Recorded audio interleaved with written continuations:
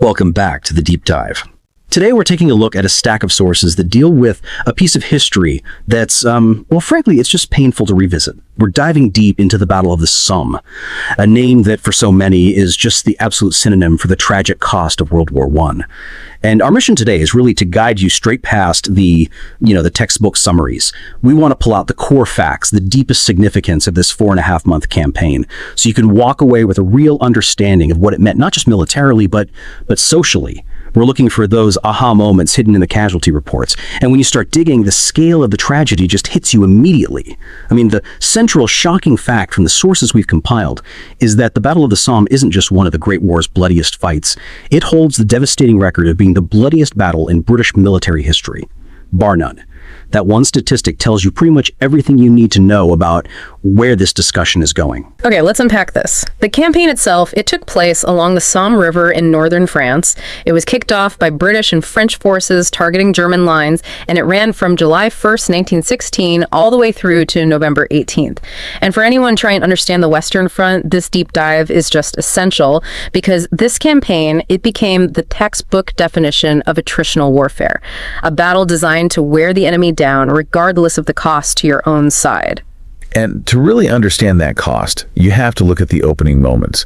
The Somme is almost defined by one single day, isn't it? July 1st, 1916.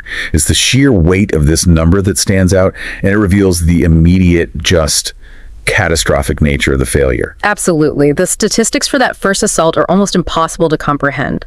On that single day, in just 24 hours, the British suffer approximately 57,000 casualties. 57,000. And when we break that down, nearly 20,000 of those men were killed outright. That is the number. That's the statistical marker that makes July 1st, 1916 the single deadliest day in the entire history of the British armed forces. I mean, 57,000 casualties. You almost have to just put that number down for a minute and process what that actually means. It's like wiping out multiple modern sports stadiums full of young men in one morning. And the research indicates that this slaughter was the direct consequence of just massive tactical blunders right out of the gate. Precisely. The core belief held by the command was that artillery could solve the problem of these entrenched defenses. A huge miscalculation for the technology of 1916. The assault was preceded by this enormous week-long artillery bombardment. They fired an estimated 1.5 million shells. 1.5 million. The plan was total obliteration. Destroy German troops, flatten the trenches, and most critically, cut the vast belts of thick barbed wire entanglements that were protecting the front line. A week of constant shelling. That sounds like an apocalypse. In theory, no defense should be able to withstand that, right? So how on earth did the Germans survive that level of sustained fire? What was the critical, overlooked error? What's fascinating here is the sheer gulf between the confidence of the planning and the brutal reality of the materials involved. There were a few problems, but two were critical. First, a lot of the British shells were faulty, they were duds, they just failed to detonate, a major quality control issue. Right. Second, the Germans had constructed these deep concrete reinforced dugouts, sometimes 30 feet underground. They waited out the bombardment and then emerged mostly unscathed. But the truly fatal mistake was the wire. That was it, the wire. The high explosive shells were supposed to cut it, but instead they often just churned it up, tightened it, and created even denser, more formidable obstacles. So when the bombardment finally lifted, the advancing British infantry, often burdened with 80 pounds of gear and told to walk at a steady pace. They were expecting a clear path. They expected clear sailing. Instead, they hit these massive, undamaged wire obstructions. It forced them to bunch up, slow down, and it offered the German machine gunners who were just emerging from their dugouts a perfect stationary target. The moment those guns opened up, the battle was lost for the attackers. It was over. So the very tool that was designed to guarantee success, the artillery, it actually created the perfect scenario for mass destruction because the machine guns were still working and the barbed wire was still standing. That is a horrifying lesson in military history. It is. And the failures of day one, that brutal lesson learned in a matter of hours, it immediately dictated the entire nature of the next 4 months. There was no decisive breakthrough. This offensive was immediately forced into a sustained campaign of pure attrition. And here's where it gets really interesting, because as that stalemate settles in, this battle becomes a sort of desperate testing ground for new technology. They're trying to find that missing key, to unlock the trenches. The leadership was clearly scrambling for solutions. They absolutely were. And that's why the Somme is also famous for introducing this terrifying, revolutionary new weapon, the tank.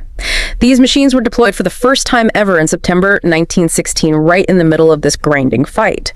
The hope was that this armored vehicle, capable of crossing trenches and crushing wire, would finally restore mobility to the battlefield. The accounts we examined make the debut sound so dramatic, so shocking, but they are equally clear that this revolutionary weapon, it failed to break the military stalemate. It was a new tool that couldn't yet solve that old problem. Yeah, the problem was really one of reliability and scale. Only a few dozen of these early model tanks were even available, and they were slow, mechanically unreliable. They frequently broke down or just got stuck in the terrain. So not exactly a blitzkrieg. Not at all. And crucially, their deployment was too scattered to achieve a concentrated breakthrough. They were a psychological shock for sure, but they lacked the tactical mass and the reliability needed to overwhelm the German positions consistently. It was a spectacular idea that just wasn't ready for mass production or effective battlefield coordination, not yet. So technology wasn't the answer. And if the new machine couldn't solve the problem, what about the oldest enemy of warfare? The environment itself. That's the final, brutal chapter of the song. By October, the heavy rains arrived, and when you mix constant, massive shelling with heavy rains, you don't get mud. You get something the sources describe as a viscous, chest-deep porridge. The battlefield, already torn up and cratered, it just rapidly turned into a sea of impassable sludge. And this was more than just an inconvenience. I mean, the mud brought operations to a near standstill. It bogged down supply lines, it prevented the movement of heavy artillery, and it made even simple things like moving a stretcher or digging a new trench exhausting and sometimes fatal. The environment became the ultimate victor, really. It contributed fundamentally to the lack of strategic progress in those final, miserable weeks before the campaign was officially halted in November. So we have this pattern then. A huge tactical failure on day one, followed by 4 months where breakthrough technology couldn't work, and finally the weather itself just shuts down the offensive. And when you struggle against all of that for 4.5 months, the cost is just staggering. This brings us back to the numbers, but this time, the grim final tally. This is where we fully measure the definition of attrition on the grandest scale. By the time the battle ended, the combined casualty figures, so killed, wounded, or missing, were truly monumental. It places the Somme firmly among history's deadliest battles. The German losses were enormous, totaling around 650,000. 650,000. The British suffered approximately 420,000 casualties, and the French, who had been fighting hard right alongside them, they recorded nearly 195,000 losses. That is well over 1.2 million casualties between the major players. You have to force yourself to just picture that number. And the tragic contrast, the part that is so hard to reconcile, is that terrible human cost versus the physical result. After all of that death, all that destruction, 4.5 months of fighting, what did the Allies actually gain? The analysis points to the absolute minimal result. The total Allied advance into German territory was a mere 5 to 10 kilometers. 5 to 10 kilometers, that's almost absurd, isn't it? Imagine losing 1.2 million men for a maximum of 6 miles of territory. It just reframes what victory even meant in 1916. You weren't winning ground, you were just trying to exhaust the other side's supply of young men. If we connect this to the bigger picture, this is the Somme's enduring legacy. It definitively exemplified World War I's attritional warfare. The primary objective shifted entirely. It was no longer about capturing land or achieving a strategic breakthrough. It was about forcing the enemy to expend manpower and resources at a rate they couldn't sustain, even if it meant sustaining staggering costs yourself. The goal was to trade bodies for time and pressure. But that cost, the cost of attrition, it wasn't just confined to the front lines in France, was it? The sources we looked at make it clear that the battle caused profound societal fallout back home in Britain, with political and social ramifications that lasted for decades. The most famous and maybe the most heartbreaking consequence was the shattering of these volunteer units known as the Powell's battalions. For those of you who aren't familiar, these were units composed entirely of men who had volunteered together from the same neighborhood, the same factory, the same small town. It was a beautiful but ultimately devastating concept. They were friends, neighbors, sometimes entire families, all joining up together, wanting to serve alongside people they knew. It must have been great for morale initially. Oh, initially it was wonderful for morale and recruitment. But when these battalions, filled with the young men from specific streets and specific communities, were sent over the top on day one, they were annihilated. And the result was that a single day of fighting, or even a single week, could wipe out the entire young male population of a village all at once. The collective trauma was immense. Instead of grief being spread out across the nation, it was intensely concentrated in places like Accrington or Sheffield, where almost every house was draped in black. That concentrated grief fundamentally changed the British home front. And that immediate collective trauma, combined with the lack of progress on the map, that pathetic 5-kilometer gain, it had an instant effect on public morale. The articles we analyzed are clear that a second profound consequence was the rapid erosion of public support for the war effort back home. It became harder and harder for politicians and generals to justify the slaughter when the losses were so visible, so concentrated, and the results so minimal. So what does this all mean?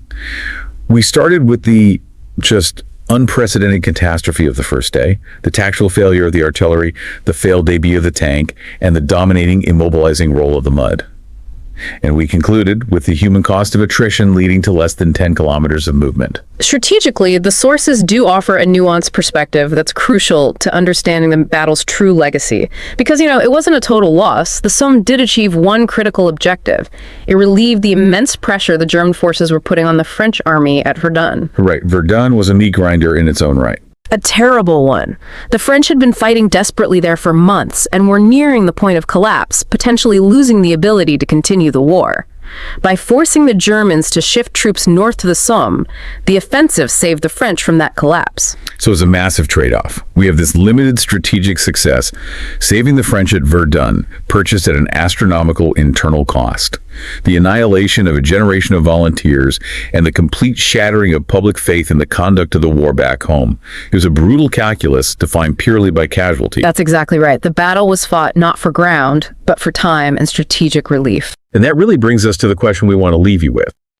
Since the Battle of the Somme relieved pressure on one critical Allied front, but failed entirely to achieve a breakthrough on its own, you have to consider the moral or strategic calculus employed by the commanders.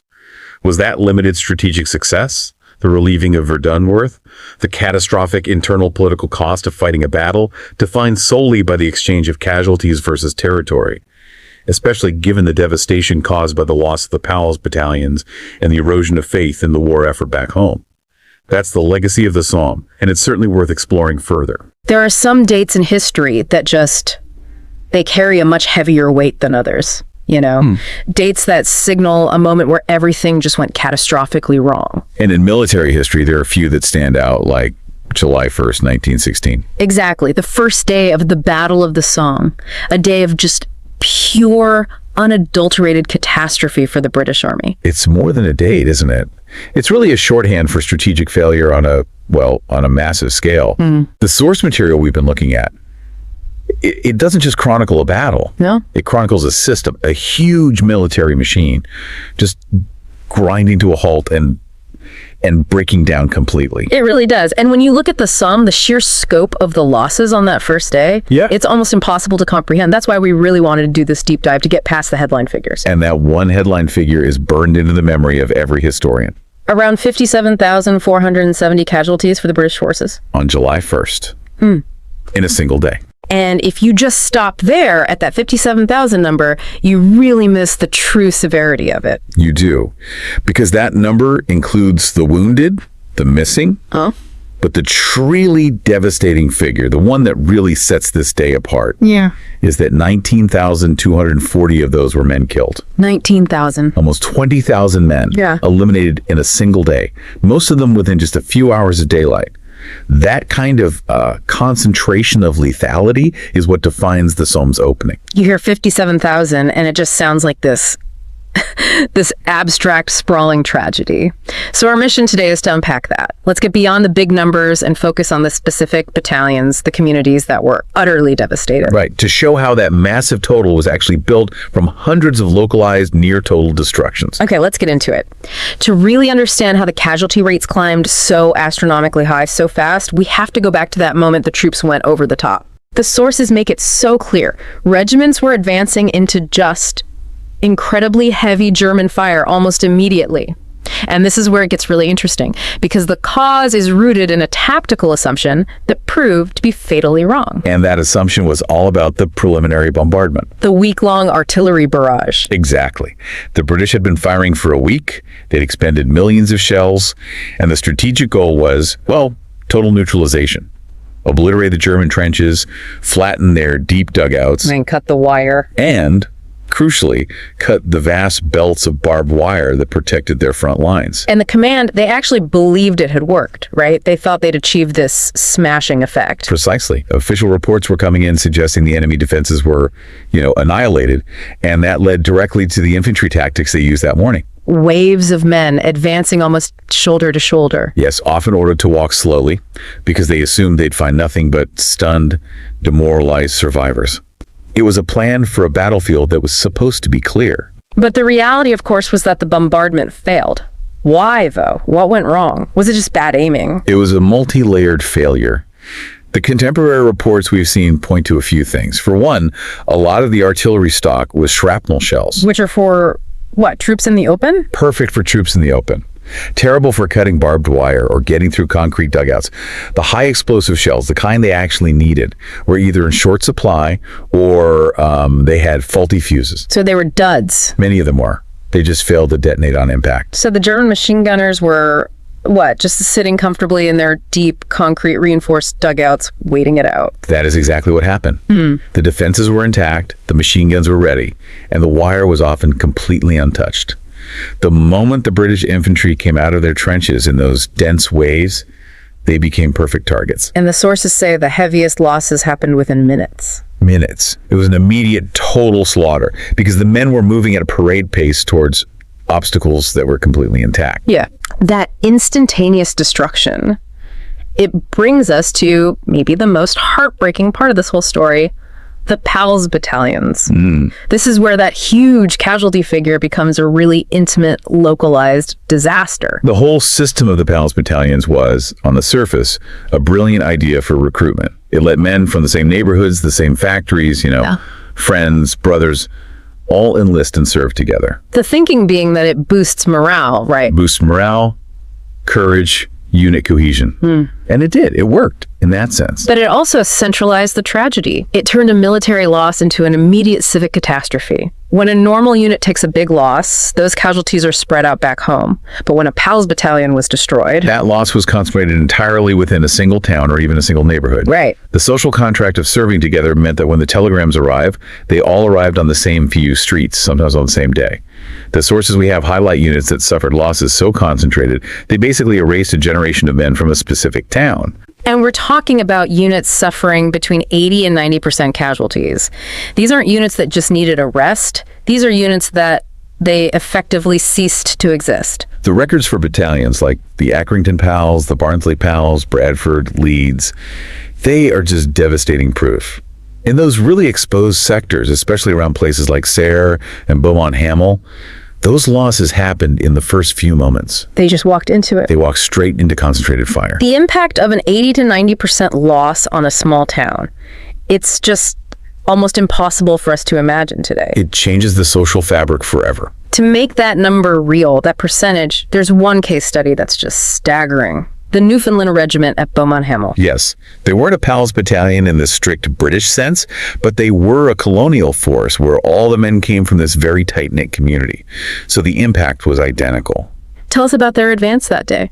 Well, the regiment started their attack with approximately 800 men. Their objective was, it was impossible. They had to cross ground that was completely exposed, heavily wired. So they were just out in the open. Completely. And the German fire, according to the eyewitness accounts, was so intense it sounded like hail hitting a metal roof. When they took the roll call the next day, they counted 710 men lost. 710 out of 800. It's a near-perfect 9/10 destruction ratio, and that 7 and 10 breaks down into 324 killed or missing and 386 wounded. In about half an hour, an entire Dominion's primary fighting force was just wiped out. It's not just a tactical failure at that point, it's annihilation. It's the total operational erasure of a military formation and a profound national tragedy for Newfoundland. But what's so vital to understand from this deep dive is that while the PALS battalions are this incredibly powerful emotional example, This level of catastrophe wasn't just limited to them. No, absolutely not. That is the core analysis from the sources. The problem wasn't the quality of the troops, whether they were PALS volunteers or regular infantry. The problem was that failed strategic assumption. That the bombardment had cleared the path. Exactly. And that doomed all the units equally. The German machine guns were, tragically, an equal opportunity killer that day. And we have examples of regular non-PALS units that faced a comparable disaster. The 10th West Yorkshire Battalion, for instance, near Fricourt. Yes, the 10th West Yorks. Their fate was almost identical to the Newfoundland Regiment. They suffered over 700 casualties from a starting strength of about 800 men. So again, nearly a total wipeout. A near total operational destruction happening in a different sector with a standard infantry unit. It just proves that the exposure from the failed bombardment doomed nearly every regiment that tried that classic wave attack. Which raises an important question. With losses that acute, how quickly did units just lose their ability to function? We focus on day one, but the next few days we're still paying the price. The immediate impact was catastrophic. When you lose 700 men in minutes, what's left is maybe a few junior officers, some scattered NCOs. The command structure it vanishes instantly. Right. You can see it with the Royal Scots battalions in the sources. Their losses are sometimes counted over the first 3 days, up to July 3rd, but it's all a direct result of the damage they took on July 1st. The 15th Royal Scots Battalion, for example. Yes, they lost 18 officers and 610 other ranks in those first 3 days. They were rendered functionally useless. And the 16th Royal Scots, starting with 810 men, lost 12 officers and 460 ranks. This isn't attrition. No. This is the elimination of a unit's ability to fight. So, connecting this to the bigger picture, it wasn't just bad luck in one sector like where the PALs were. This failure spanned the entire British line of attack. What's fascinating is the sheer consistency of the results. Whether you're talking about the volunteer Accrington PALs in the north or the regular 10th West Yorkshire near the center, the outcomes were almost identical. 80 to 90% casualties. 80 to 90% casualties, achieved through that combination of intact wire and prepared German positions. It was a widespread systemic failure, all because the tactical plan was fundamentally unsound for the reality on the ground. It really sounds like the high command, due to bad intelligence and this overconfidence in their own artillery, just set the entire infantry corps up for guaranteed destruction. I think that's a fair assessment from the data. They gambled everything on the assumption the bombardment worked.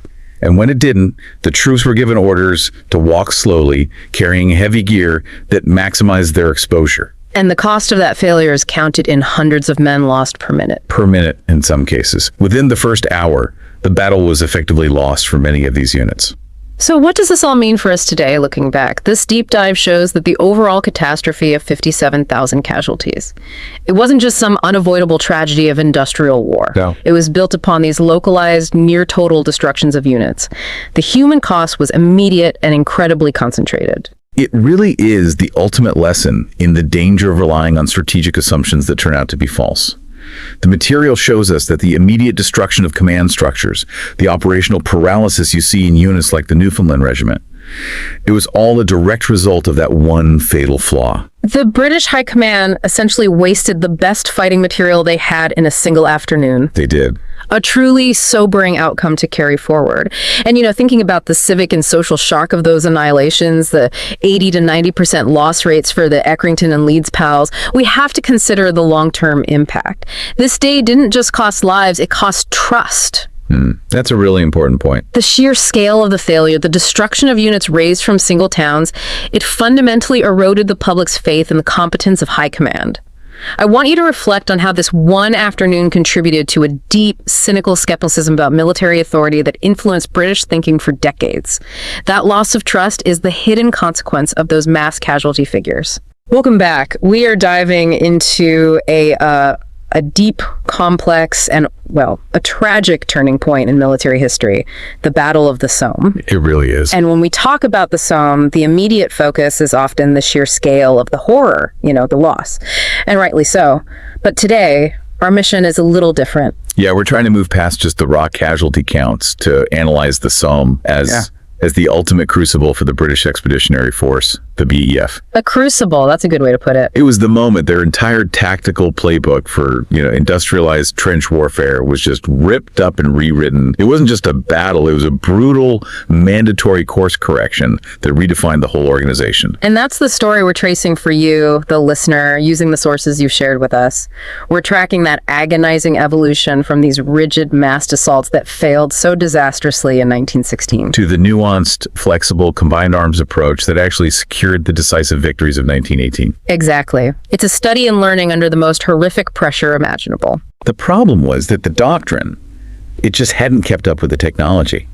The static nature of these trench systems, combined with machine guns, modern artillery, it had effectively rendered the old British reliance on, rapid infantry breakthroughs completely obsolete. So the Somme didn't just expose this problem. It proved it. It proved it with a price tag of hundreds of thousands of lives. Okay, let's unpack that. That initial critical failure in July 1916, the strategy, as you said, it relied on one overwhelming factor: artillery. Completely. The belief was that a massive week-long artillery barrage would essentially perform the entire operation for them. It sounds almost like a magic bullet theory. It was rooted in an almost Victorian-era faith in just overwhelming firepower.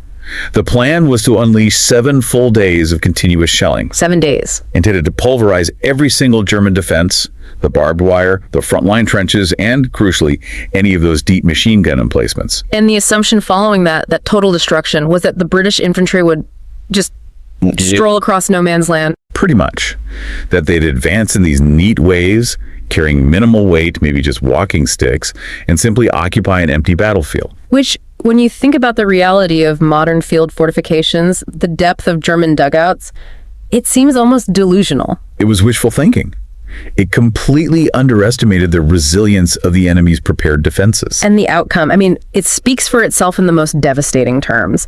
The numbers from just the first day, July 1st, 1916, are still used as the benchmark for military catastrophe. 57,000. 57,000 British casualties, including nearly 20,000 dead in a matter of hours. That single number, 57,000, tells you everything. It tells you the original plan wasn't just flawed, it was structurally inadequate for this new kind of warfare. So if we look deeper into the sources, we can see why. The barrage was massive, but it was a failure of focus? How so? Well, you can fire millions of shells, but if they're the wrong kind of shells, what's the point? Much of the ammunition was shrapnel, or insufficiently heavy shells. Great against troops in the open, but completely useless against trenches reinforced with concrete or troops sheltering, 30 feet underground in deep dugouts. So the German troops just waited it out. They waited for the shelling to stop, climbed out of their deep cover, and manned their machine guns just as the slow marching British lines approached.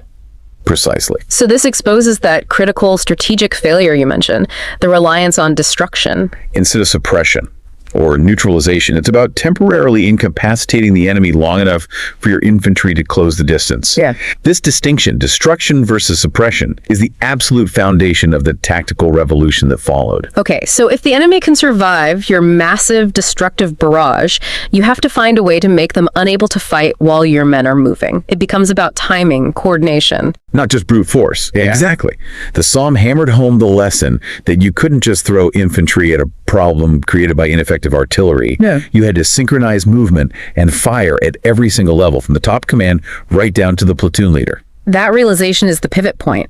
If these large, slow, rigid frontal attacks don't work, what was the first tangible lesson? Right. This is where bite and hold comes in, right? Right. Bite and hold represented a complete ideological break from that early war mindset of seeking the one single decisive breakthrough. The knockout blow. The BEF realized they couldn't advance 10 miles in a day.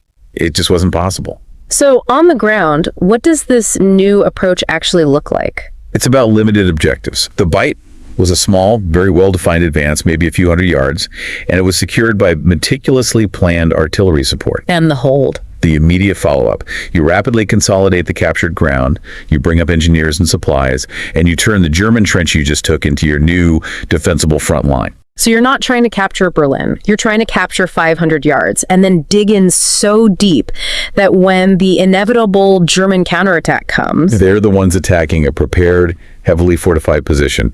You're essentially switching the roles. That's a huge psychological shift. It's absolutely huge. The German doctrine relied on these frantic, rapid counterattacks to regain lost ground.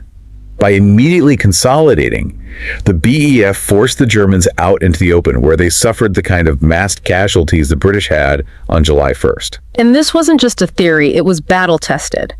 Our sources highlight successes like the Second Battle of Passchendaele in 1917, where this cautious, coordinated strategy was key. Right. It showed you could maintain momentum without the catastrophic loss of command and control that plagued those earlier battles. So it's an acceptance that high casualties are unavoidable, but you have to minimize the futile casualties. Every foot of ground gained had to become permanent, defensible real estate. And here's where it moves from battlefield strategy to institutional reform. These lessons weren't just anecdotes, they were codified, they were standardized. Which brings us to the Infantry Training Manual, SS-143, published in February 1917. SS-143. I mean, it's one of the most important documents of the war. It formalized everything the frontline troops had learned through immense loss in 1916. This was a systemic, top-to-bottom adoption of decentralized combined arms fighting. It sounds like a massive cultural shift. What were the three key things SS-143 stressed that just radically changed how a platoon fought? Okay, first, and this is probably the most revolutionary, was the emphasis on small unit flexibility. Autonomy. So not just rigid lines anymore. No. Before, infantry advanced in lines, waiting for orders from way back. SS-143 empowered junior officers, lieutenants, sergeants to adapt to what was happening right in front of them. If you hit a machine gun nest, you were now trained and authorized to maneuver, bypass it, or neutralize it with your own resources. You're giving tactical agency to the people actually getting shot at, instead of relying on generals looking at outdated maps miles away. Exactly. They realized the speed of this kind of warfare required decentralized decision-making. Now, the second crucial element tied directly to that suppression doctrine was the formal introduction of the creeping barrage. The creeping barrage, it's a term we hear a lot. Can you break down the mechanics? How is this different from the failed 7-day static barrage? Well, the static barrage was fire and forget. You shell a place, then you stop, then you attack. The creeping barrage was a synchronized moving curtain of explosive fire. Moving with the troops. Right behind it. The infantry would advance at a set pace, sometimes as slow as, say, 50 to 100 yards every few minutes, with their own artillery firing just ahead of them, sometimes only 50 yards away. So the troops are literally hugging their own shell fire. It minimizes the time the enemy has to get out of their dugouts and back to their guns. It is the ultimate expression of suppression. But the challenge, think about the logistics. It required intense real-time coordination between the artillery command and the infantry, who had to maintain incredible discipline to avoid being hit by their own side. That's what I was going to ask. The risk of friendly fire must have been enormous. It was a constant danger. But the system worked through highly pre-planned, rigid timetables. Infantry were given explicit schedules. Advance 100 yards, halt for 3 minutes for the guns to adjust, then advance again. The success wasn't in improvisation, but in perfect shared discipline. SS-143 drove that relentlessly. Okay, that clarifies the coordination. So what was the third critical element SS-143 formalized? The integrated use of specialized weaponry within platoons. It demanded that machine guns, light mortars like the Stokes mortar and grenades, be treated as combined arms assets at the lowest level. So a platoon isn't just riflemen anymore? Not at all. After SS-143, that platoon becomes a small, flexible fighting unit with its own internal fire support. It can deliver focused fire and maneuver without waiting for divisional artillery. That is truly the birth of the modern infantry squad structure. That is a staggering change in battlefield philosophy. It's incredible how quickly necessity drives that kind of innovation. So these lessons, born on the Somme, they clearly moved beyond that specific theater. Oh, absolutely. The two primary tactics that became standard Allied doctrine were the perfected creeping barrages we just talked about and critically optimized tank infantry cooperation. Right, tanks. First introduced at the Somme, but their initial performance was, well, it was famously disappointing. Mechanical failures, too slow. The Somme deployment was basically a very expensive field test. The early tanks were unreliable, vulnerable, and crucially, they weren't integrated into the infantry plan at all. They were just sort of isolated shock weapons. So the lesson learned was that tanks can't operate alone. They can't. SS-143 doctrine eventually integrated them. Tanks were to be used as mobile machine gun suppression units, crushing wire, drawing fire, allowing those flexible infantry units to follow closely behind and secure the ground. The tank becomes a mobile piece of the creeping barrage. That's a perfect way to put it. It's a tool for neutralization and clearing physical obstacles. And the combination of that, plus the small unit flexibility, plus more reliable tanks, it created a package that was just unstoppable by 1918. So connecting all of this to the final outcome of the war, these evolved tactics are what finally broke the stalemate. They are the backbone of the 100 Days Offensive in 1918, absolutely. By prioritizing flexibility and maintaining momentum through continuous oppression, they cracked the static front. Instead of one single futile breakthrough attempt, they achieved continuous, successful attrition. They just kept pushing the enemy back day after day. It turns the Somme from just a tragic footnote about casualties into this critical inflection point. The moment the BEF had to evolve into a professional, modern fighting force. The long-term institutional impact is profound. The BEFs stopped thinking in terms of massive, decisive blows and started thinking in terms of organizational adaptation, resilience, and systematic attrition. That forced professionalism influenced military training and doctrine for decades. It's the foundation of modern combined arms warfare. So the core takeaway here for you, the listener, is that the Somme was this crucible where the horrific costs of centralized, rigid planning forced a necessary decentralized evolution. It wasn't a failure of the soldiers. It was a devastating failure of command structure and outdated thinking. And that fundamental shift from seeking the impossible breakthrough to prioritizing organizational flexibility and systematic attrition, it fundamentally changed how modern militaries approach command and training. It's a legacy of institutional learning under the most extreme duress imaginable. It's a powerful, sobering reminder that the most significant innovations often only emerge when the existing systems fail at the greatest possible scale. Which, it raises an important question for you, the listener, to consider as we close this deep dive. If tactical innovation is born from the scale of military failure, what profound current organizational or institutional failures in our modern world, business, governance, technology, what might be the unrecognized birthplace of future efficiency and success? Where are systems failing so spectacularly today that new, decentralized, flexible doctrines must eventually emerge? Something to mull over. Until next time, Deep Diver.